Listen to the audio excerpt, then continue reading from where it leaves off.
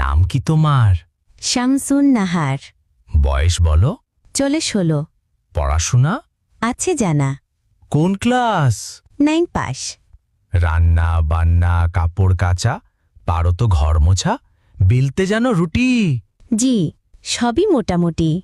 খুলো তো ঘুমটা, দেখি তো চুলটা। লম্বা নাকি খাটো? একটু তো হাঁটো, দেখি তো পাগুলো। ফর্সা নাকি কালো? কালো কিংবা ফর্সা তাতে নাই সমস্যা। হাদিয়া ঠিকঠাক পেলে বিয়েতে রাজি হবে ছেলে। ছেলে আমাদের চাকরি করে রাজধানীর ঢাকা শহরে। অনেক বেশি মাইনা, যৌতুক আমরা চাই না। তবে পারলে একটা গাড়ি, আসবে জামাই শ্বশুর বাড়ি। পায়ে হেঁটে কেমনে আসে, যাবে বংশের মান ভেসে।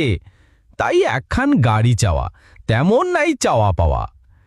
খাট পালং শোকেজ আয়না এগুলো তো বলতে হয় না। এসব ছাড়া ঘর কি সাজবে? বিয়ের পর তো তোমারই থাকবে। পারলে একটা রঙিন টিভি, বাসায় বসে দেখলে মুভি। যৌতুক নয়, হাদিয়া সবই। চুপ করেন মশাই, আর কিছু শুনতে না চাই। বলছি শুনেন মন দিয়ে, করছি না আমি এই বিয়ে। আমার পিতা গরিব চাষা, নাই অত টাকা পয়সা। পরেননি এমন দায়ে কন্যা সন্তান জন্ম দিয়ে। হাদিয়া নামের চেয়ে যৌতুক, ভালোই তো করলেন কৌতুক। যৌতুক নামের কৌতুক যারা বলে, একগাল থুতু মারি তাদের কপালে। কৌতুক করা যাদের এত সাধ, থুতু ছাড়া ঘুচবে না সেই অপরাধ।